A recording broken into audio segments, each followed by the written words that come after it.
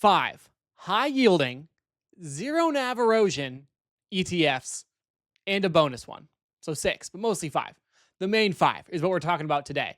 A lot of these I've been waiting to do a video on. I will say Dividendology put a video out on some of these, and it was phenomenal. So check that one out as well. But I have a few different ones, and I wanted to throw in some more information. I really have been enjoying this series. This is part 3. If you guys haven't seen the other 2, I will link them at the end. It's been a really fun series, and as the market gets scarier and scarier, funds like these become more and more important. If you want to hold on to that NAV and have solid total returns, these funds are for you. Before we get into these funds though, don't forget, if you're interested in making money in the stock market, to like the video and to subscribe so you don't miss out on future free updates. Let's roll that intro.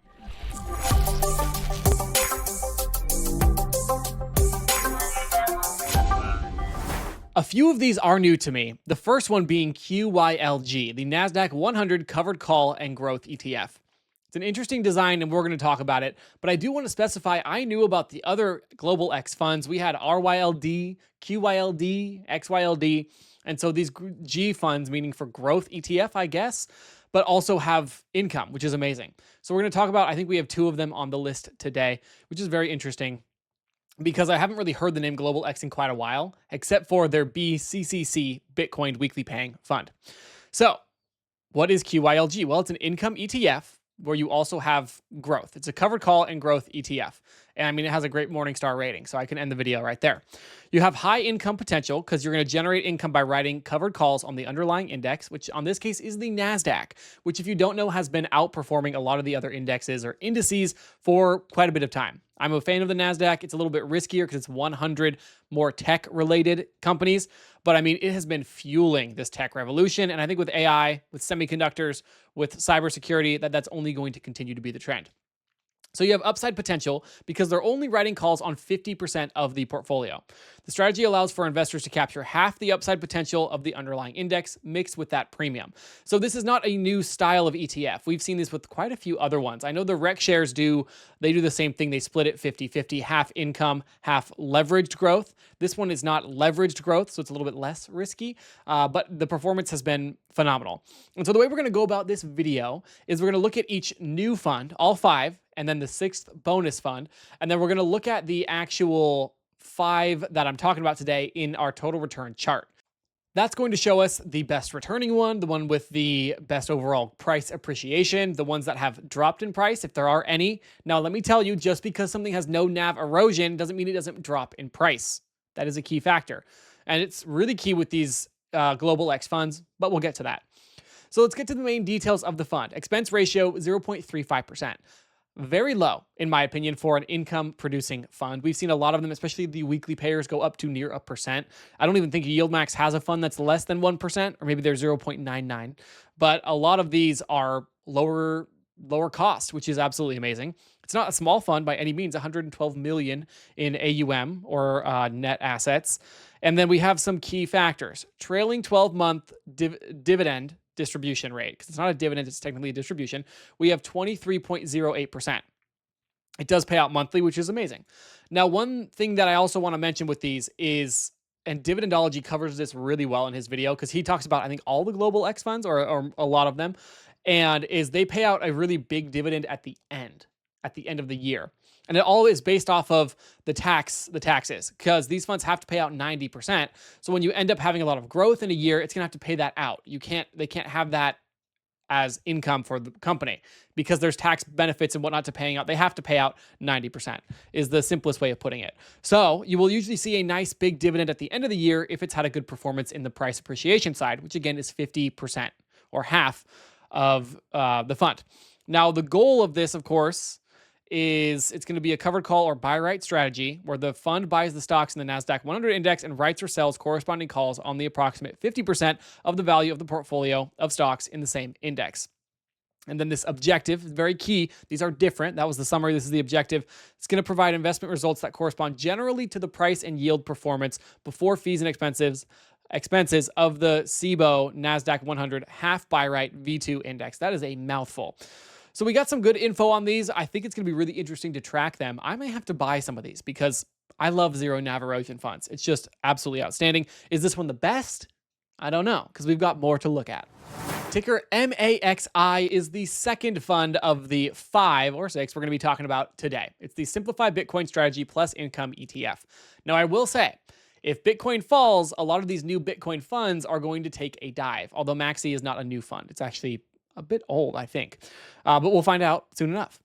Now, I do like these funds. What they're doing, they're all similar strategy. They're having Bitcoin, they're writing options on it. There's an options overlay, as Simplify puts it, that's going to provide the income.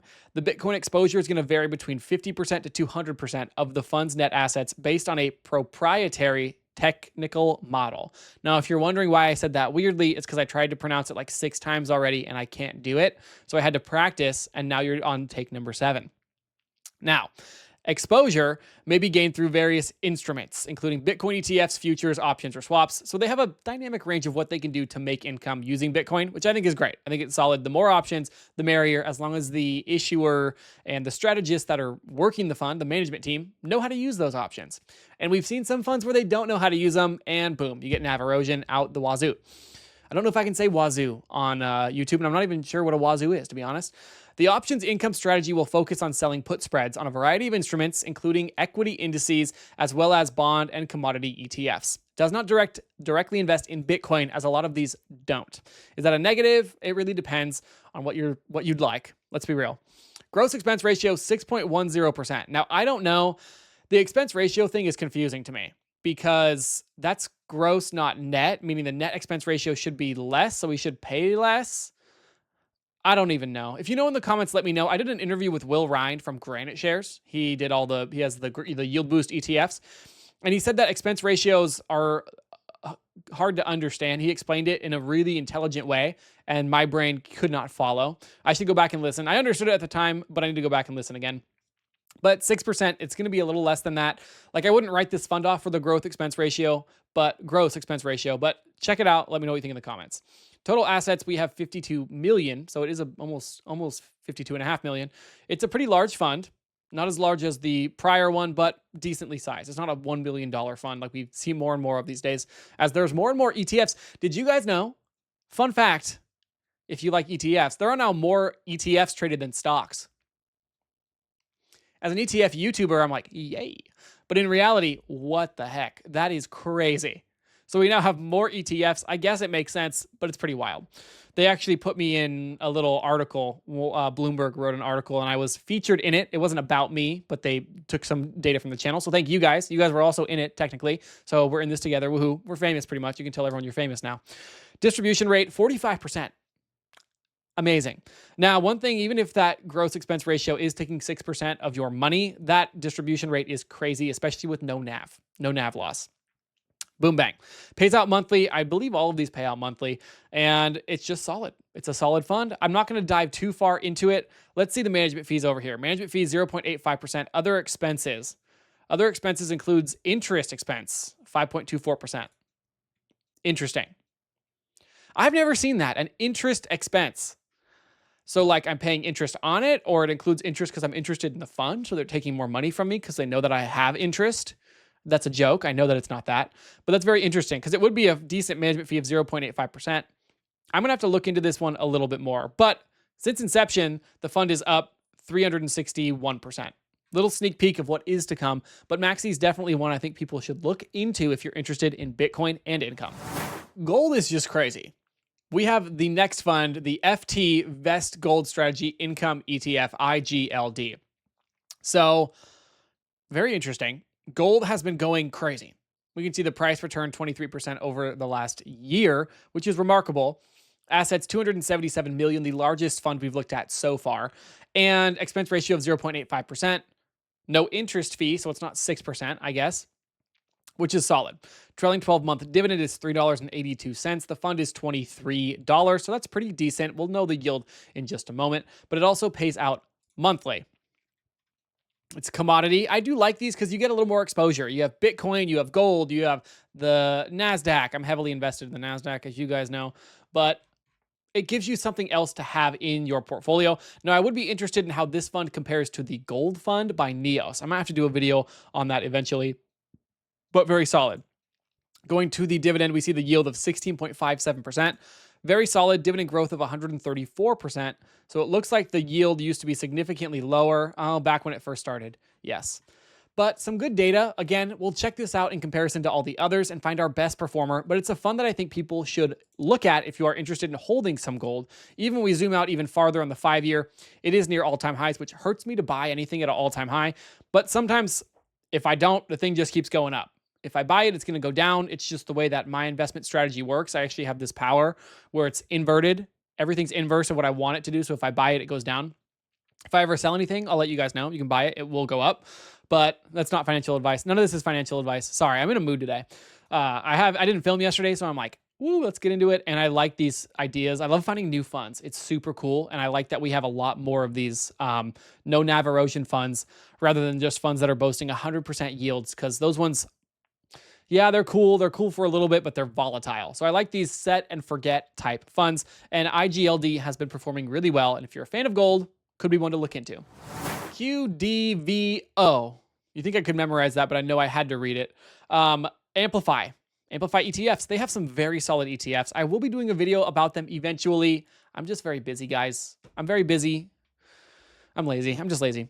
So QDVO, it's an income and growth ETF. We have net assets of 260 million, very solid. An expense ratio of 0.55%, kind of in the middle of what we've seen so far, but consistent. Distribution rate, 12.17%. That paid out monthly. But again, this is also a growth ETF. So you're getting the best of both worlds. So until we have that total return calculator, it won't be super easy to see how these funds compare.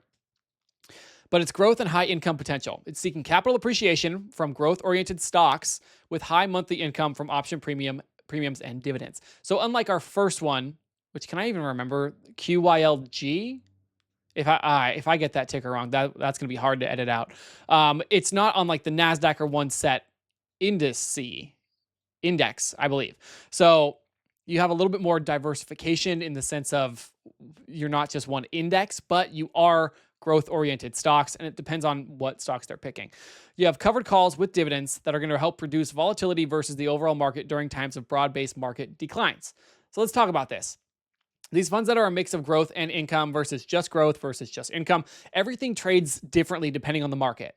Growth typically outperforms.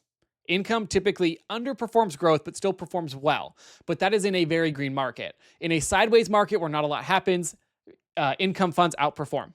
It's the way of the world, because if we're going up and down and up and down and up and down, unless you're able to time the market every time, your income is what sets you apart from the growth funds that aren't accruing any growth. So that's just a little look into it. And then in slightly upward funds, slightly upward markets, income funds still outperform, but anything volatile, like super green, like we've seen, growth has been outperforming like mad because the market's been super, super green. Something to think about. Active management. So it's going to allow the portfolio manager, CWP, or capital wealth planning, to identify opportunities and risks and act on those decisions in real time, meaning they're trying to predict what's going to happen. They're trying to predict the stocks they want. They're trying to predict everything. And why do I like that they're doing that? Well, that means I don't have to do it. I can pay a small 0.55% expense fee, and boom, they'll do it. So dividend amounts, yes, it's important, but we know that yield is what? Roughly 12%. And here we have the top holdings: NASDAQ, Microsoft, Apple, Alphabet, Broadcom, Meta, Netflix, AMD, Tesla. So some volatile stocks in here. Tesla, Meta's been decent. Apple's been bad. Amazon's been decent. Nvidia's been amazing. So you get a little peek into what's under the hood with this fund. Now, is it the best performer? We're going to find out in just a moment. Our fifth and final ETF, not counting our bonus one, is ticker BALI, or BALI, the iShares Advantage Large Cap Income ETF, actively managed. Now, it has an expense ratio of 0.35%, the second, tied for the first smallest of this video, which is absolutely amazing. Love to see that. And we're just going to slide down to some of these key investment objectives and why you would choose this ETF. Well, it's similar to our last one. It's the large cap income ETF. It's going to seek consistent income with lower volatility than the broader U.S. equity market. It wants to enhance monthly income with those monthly dividends. It's going to sell call options, and you're going to have exposure to large cap stocks, which is great. They're going to be selecting them, and we're going to hope that they do well, especially if we are holding the stock. And basically, they're experts on stock picking. Well, do I think you can be an expert on stock picking? I don't know. I'm not quite sure that I do, but let me know in the comments. Target potential growth. So you're going to have that growth as well as income with this one, which is similar to a lot of the ones we've seen, because I don't really talk about just growth ETFs on this channel. I do have my 3 favorite growth ETFs that I will link at the end of this video for those that are interested. Now we can see performance and distribution since inception. Looks like they're up 21%. I feel like it's more than that, but we'll see very, very soon. You can see the dividend history, and then we get to our key facts. So we have net assets of $420, almost $421 million. Fund inception, was September 26th of 2023. It has performed better than just 21%. At least, I guess we'll see soon. It's an equity. You got all the good details. Sometimes I like reading these off. Sometimes I don't, especially if I'm reading a lot of them off in the same video. 180 holdings. We'll look at the holding. We'll go to fees first. Management fee, no acquired fund fees, no interest fee. Again, not sure why that is a thing. And you get their ratings and whatnot. But every fund that has their ratings on their website, they're always like, oh, we're a great fund. And I'm like, okay, cool. I never look that far into it, and you never know who's paying the ratings company. That's the main thing. So holdings, Microsoft, Nvidia, Apple, Amazon, Google, Meta, Avgo, or Broadcom. Then we have X Tesla, which I don't even know what that is. It's a fund, maybe an inverse, or I don't even know. Google, Walmart. So almost all the exact same, except we have Walmart in this one. But again, it's solid. So they're making a big portfolio of large cap stocks. They're writing calls on it to produce income, and you're getting a little bit of that upside as well, which is great. If you're okay with a little bit of a lower yield, I mean, I shouldn't even say low. What was it? 12%? Boom. There we go. Nothing too crazy with this one. Now we're going to look at all of them compared, and then we'll take a look at that bonus income ETF. We've got all 5 funds plugged in here.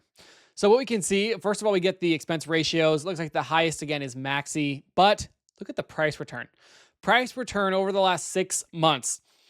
BALI is up almost 10%. QDVO is up 17%.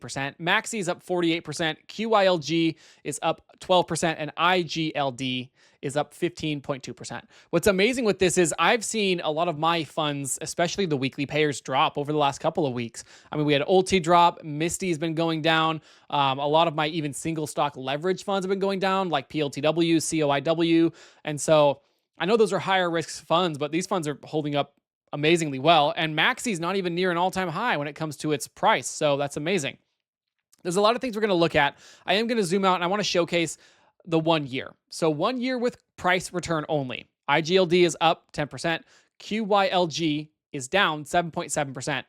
And I'm going to touch on that.